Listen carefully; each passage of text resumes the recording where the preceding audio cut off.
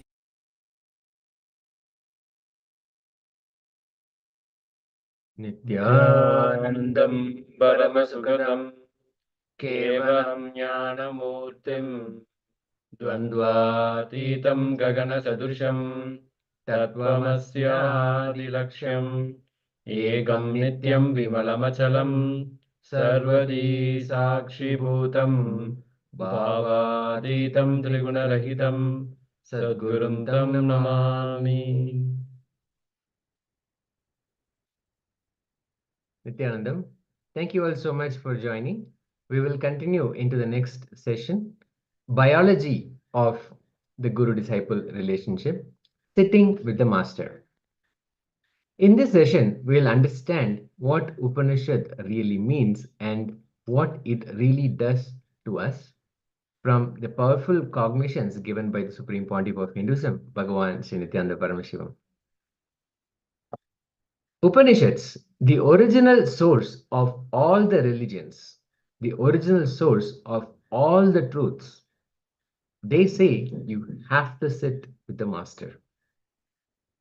The Hindu education system is based on knowledge transmission repositories rather than raw knowledge transfer methodologies.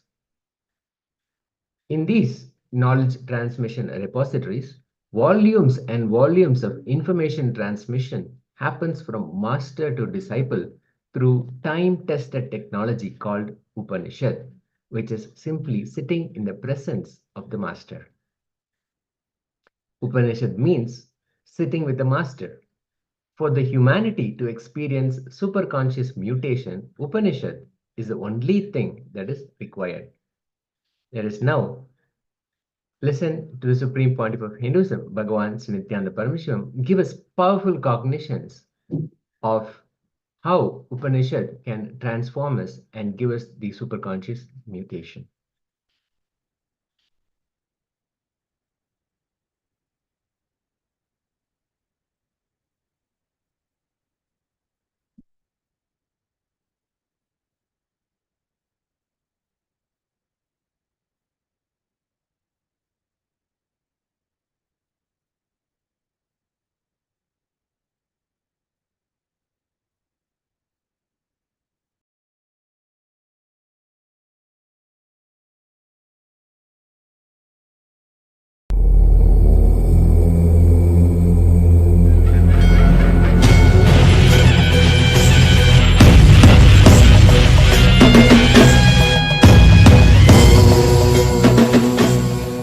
I welcome you all with my love and respect.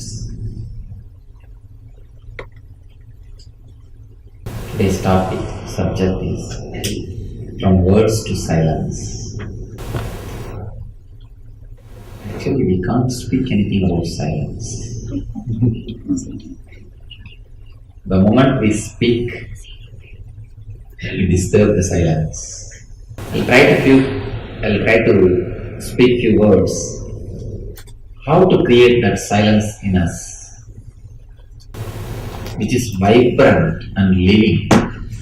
We should understand one thing. When I use the word silence, I don't mean soundlessness. Soundlessness is negative silence. When I use the word silence, I mean a living, vibrant silence.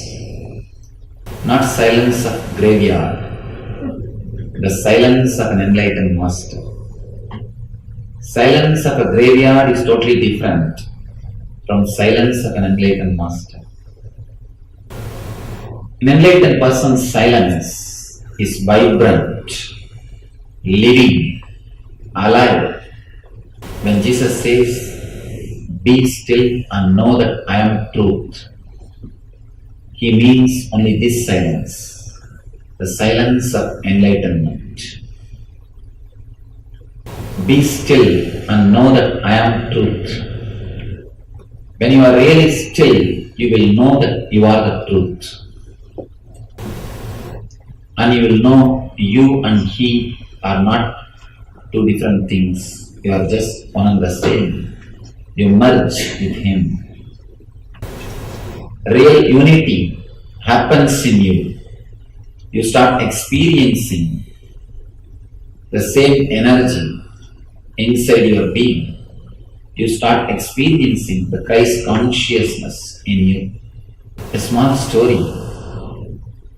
Once a person goes to an enlightened master of Zen Buddhism, a great enlightened master of Zen Buddhism. A disciple goes and asks him, Master, do enlightened people speak? Master says, no, enlightened ones never speak. If they speak, be very clear, they don't know. He asks, oh, it means they keep silent. They will be silent. They won't speak. Again he says, no, they will not be in silence. They can't keep quiet. If they are not talking, be very clear, they don't know. Disciple was puzzled, just like you are. What will they be doing? You say they will neither talk or keep quiet. What will they do? Master says beautifully, they will sing. Their silence will be so vibrant, so alive. The very silence will be singing. It will be radiating. Wordlessness cannot be silence. Soundlessness cannot be silence. It is negative silence. It's okay once in a while, good to be silent, but the silence of an enlightened master is totally different. To enter into that, you need to go beyond words. Words and silence. You should grasp this both to realize the silence of an enlightened master. An ordinary silence, which we understand, which is wordlessness, is not enough. The wordlessness should happen in your being.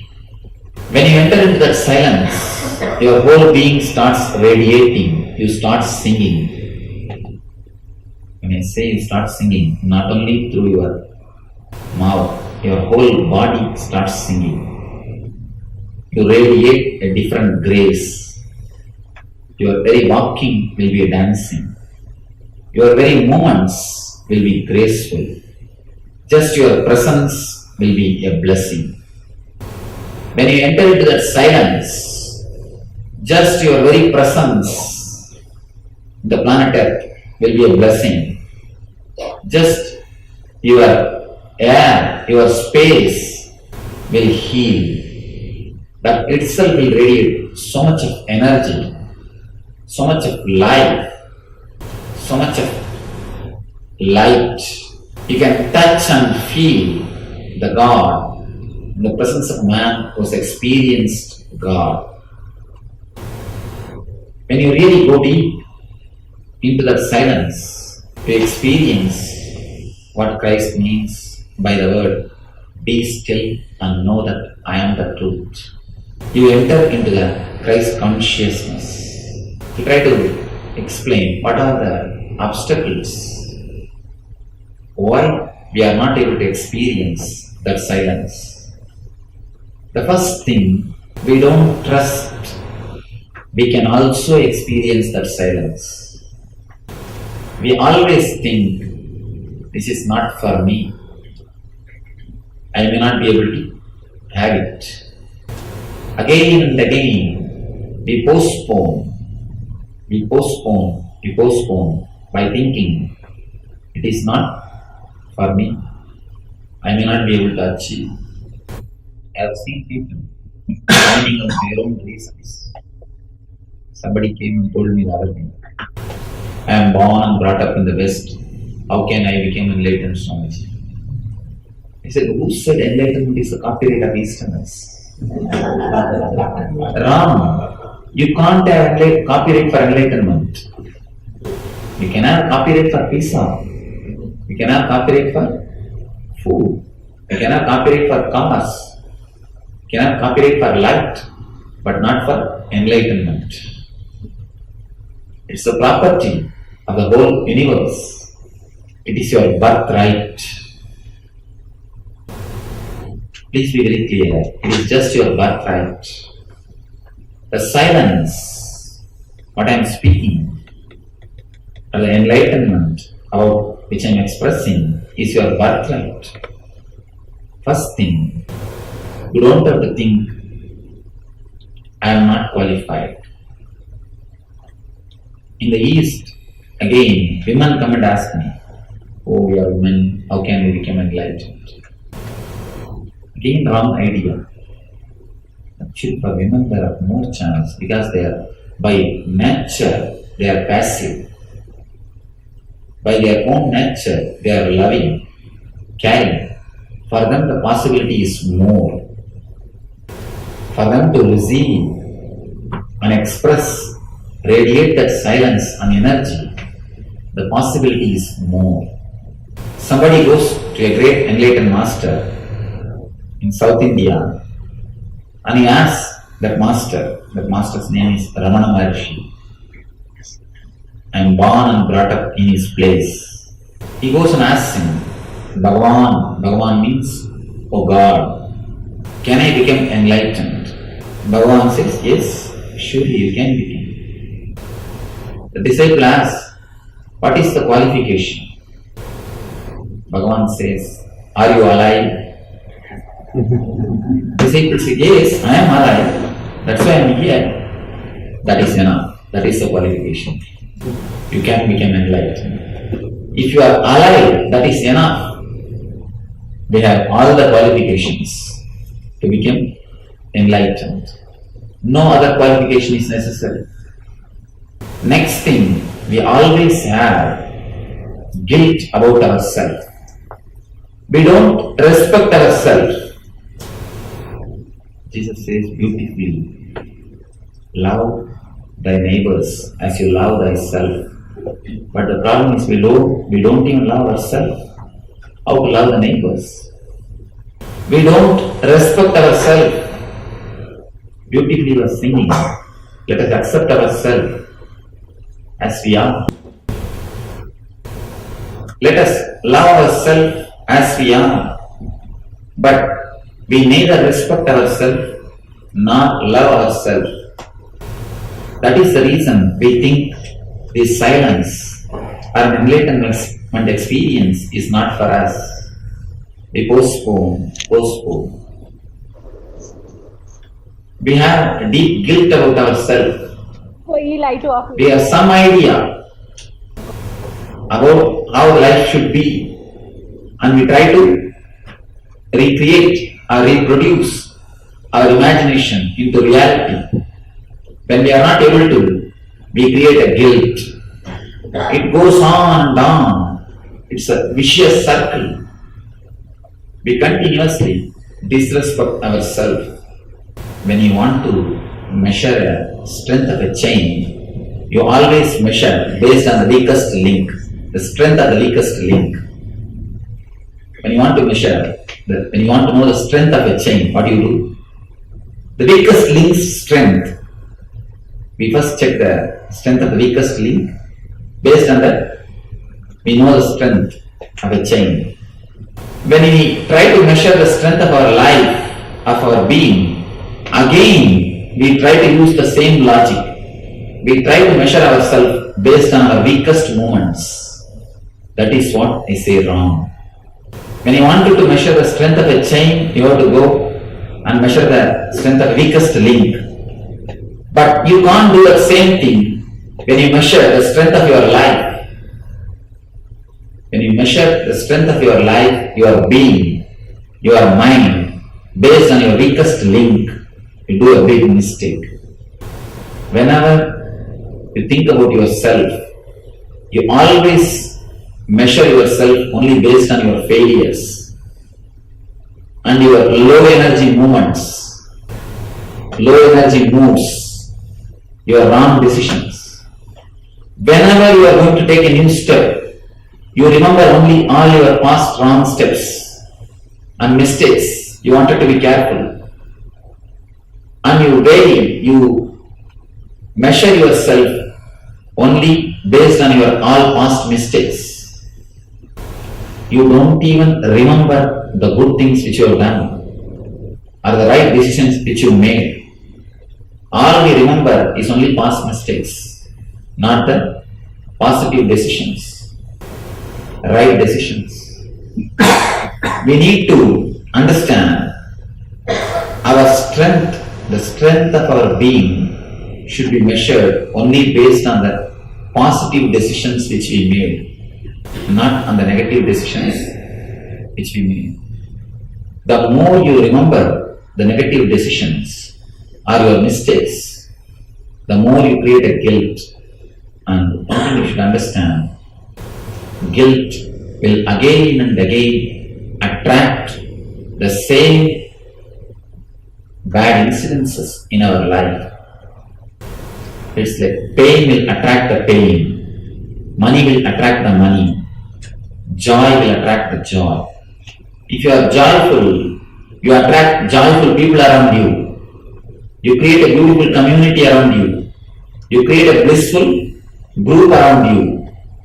If you are in suffering, if you have some depression, naturally you attract only that type of people around you. You attract people who are abusing you, who give you pain, who torture you. You only feel comfortable with them. It is you who decide. When we measure ourselves as a low person, when we create a deep guilt in ourselves, naturally you attract only that type of incidences, that type of persons, that type of situations in your life. If you tune your TV to the CNN, you will see the news. If you tune your TV to some other news, some other channel, you will see the other programs. Same way, if you tune your mind to the positive attitude, to the positive things, you will start seeing blissful people, you will start meeting blissful friends, you will start facing the blissful situations, you will start creating a blissful life. When you do the other way, you will be seeing the people who create more depression in you, who abuse you, who disturb you, who create more and more bondage for your life. It is we who decide. So don't think that the silence of an enlightenment is not possible for me in the life.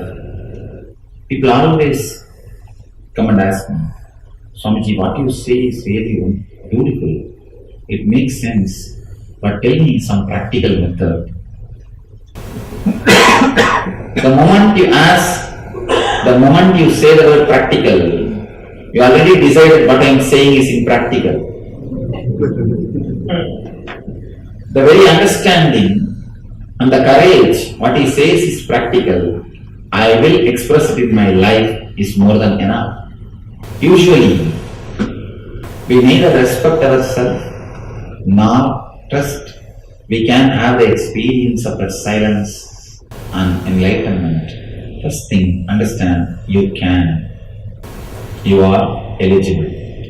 Everyone is entitled to enter into the kingdom of God, enter into the divine space. Every one of us are eligible. God cannot send us out. Be very clear. There is a beautiful story. There was a king in India. He was a great egoistic. His ego has gone to such an extent, he started telling, I can do everything what God does. I am greater than God. And if somebody objects to his view, immediately he will tell them, kill him. So he started claiming he's almost a God.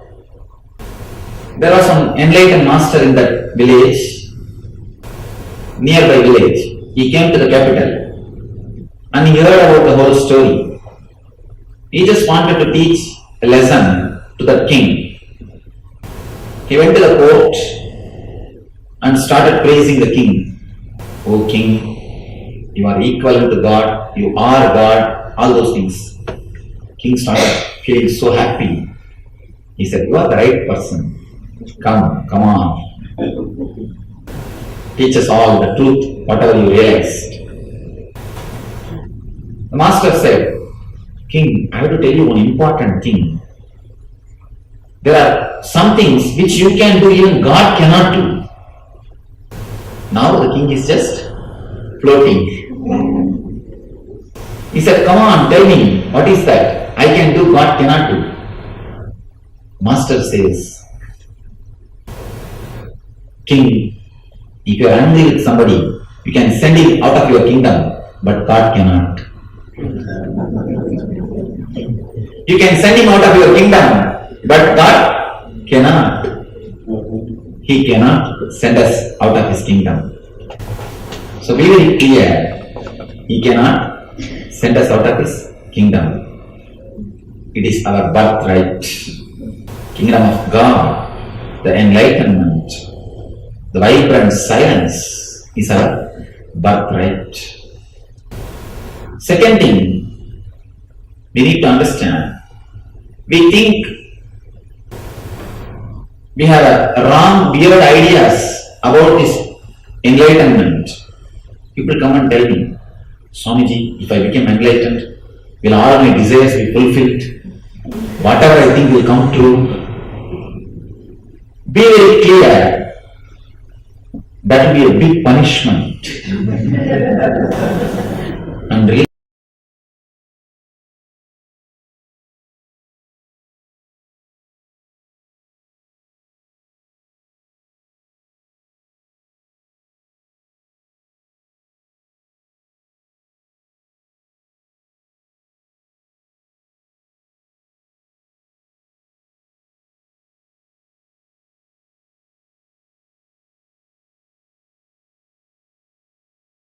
Let us continue. Sitting with the master, how that empowers us. When you watch something, everything gets recorded. When you sit with the master, nothing gets recorded inside you. Only the energy gets recorded. You will not be able to recall anything. There's a beautiful Shastra Pramana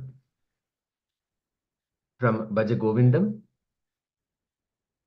Tatsangatve nitsangatvam, nitsangatve nirmohatvam, nirmohatve nischalatatvam, nischalatatve jivan muktihi. How sitting with the master ultimately leads us to jivan mukti. When you sit with the master, you don't accumulate new engrams, samskaras. The old engrams lose their power over you. When they lose power over you, they disappear. And when they disappear, you become enlightened.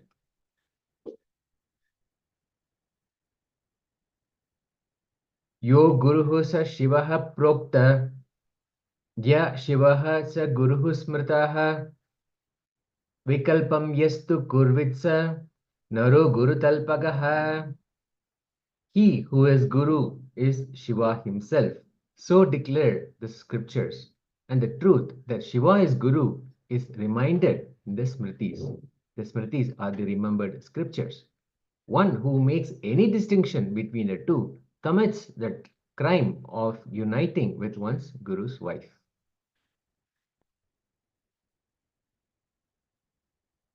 Guru is Brahman, the pure cosmic consciousness, the source of all that is, and none other than Brahman itself. This is the truth. This is the truth, I declare. Upanishads, they are the source of all the spiritual thought trends, all the spiritual thought currents. They declare that this is the truth again and again and again. Sitting with the master is not a commitment, it is a love affair. This shift is all is required. Obedience to master is not losing what do you want, but gaining all the best things he has. Simple obedience is not losing what you have, but gaining everything the master has. Understand? Sitting in completion with listening is Upanishad. This is the subtlest and most powerful of all communications. At this level, communication becomes communal. So, please move to the space of Upanishad. Sit in Upanishad in the space of listening. When you are in completion, you can sit even facing the wall for 12 years. That Shankya Yoga Bodhidharma did. He was facing the wall of the cave sitting for 12 years because he was in completion. When you are in incompletion, even watching a movie facing the television, you can't sit more than 10 minutes. You go on changing channels. The essence of all the Vedic scriptures is called Upanishad or just sitting. It is the ultimate technique. When you sit with the master, Upanishad, the sitting happens. Some strange process starts happening in you, which can neither be called a technique nor a no technique. It is like literally like cooking or boiling. The kind of restlessness happens due to your circumstances.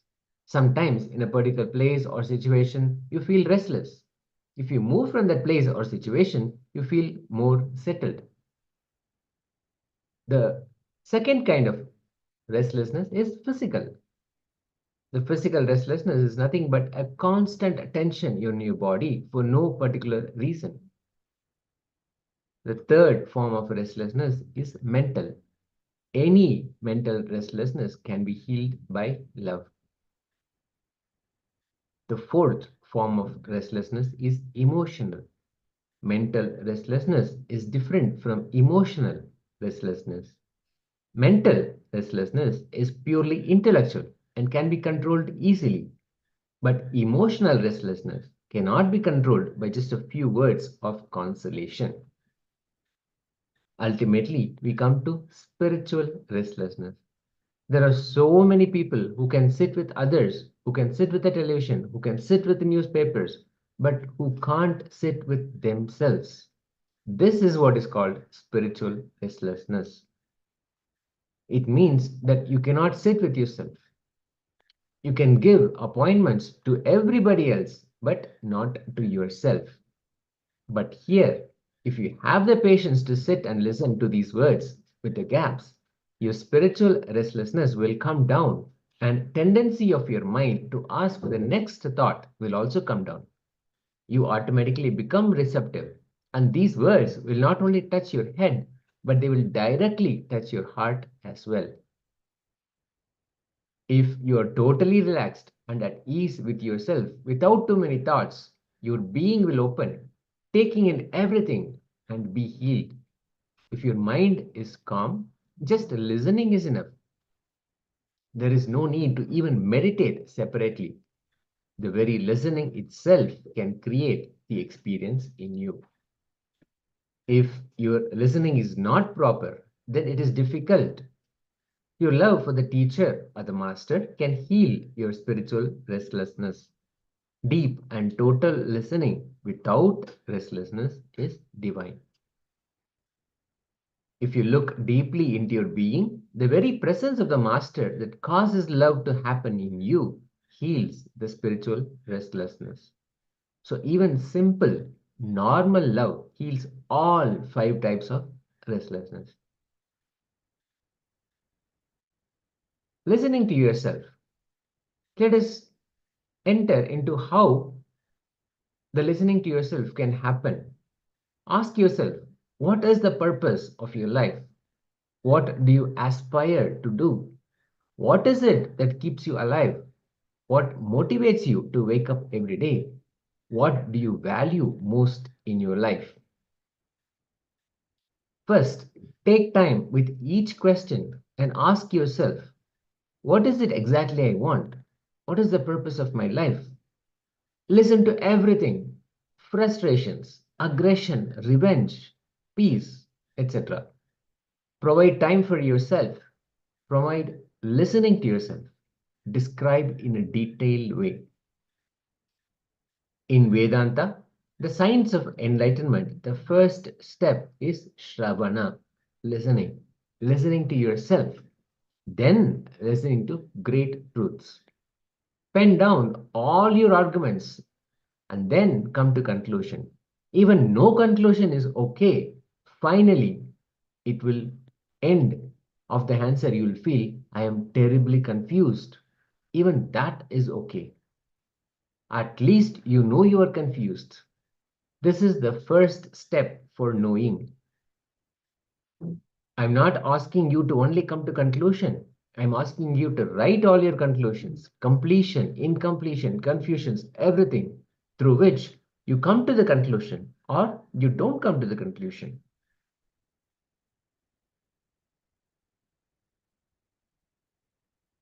Clarity happens when you listen to yourself. First time listening to yourself, you listening to you is where life starts. Review whatever you have written so far and cross out all the incompletions arising out of incompletions. Purpose should be exciting you and not reminding you of any pain point. Manifest your reality. When you are aligned, any desire you have, you will see it manifesting it in your life as your Kundalini Shakti gets awakened. Only when you speak it out, you know what you want, because then you look inside.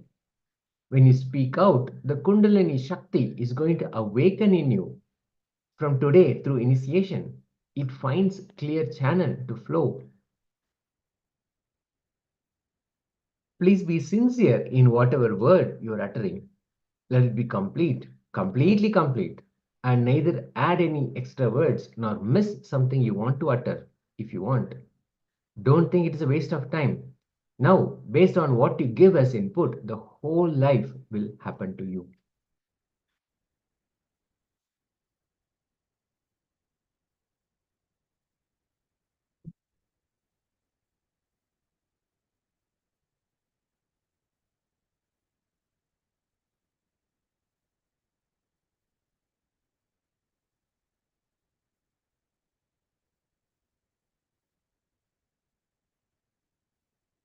Now, let us enter into internalizing the powerful truths that we received about Upanishad. Let us put pen to paper and pen down what idea you had about Upanishad before the sessions and how your understanding has changed. What new have you learned today in this session? And how are you going to come to the space of Upanishad in Darshan today? Let us start. First, write down all the ideas you had about Upanishad before the session and how your understanding has changed. What new have you learned today in this session? And how are you going to come to the space of Upanishad in Darshan today?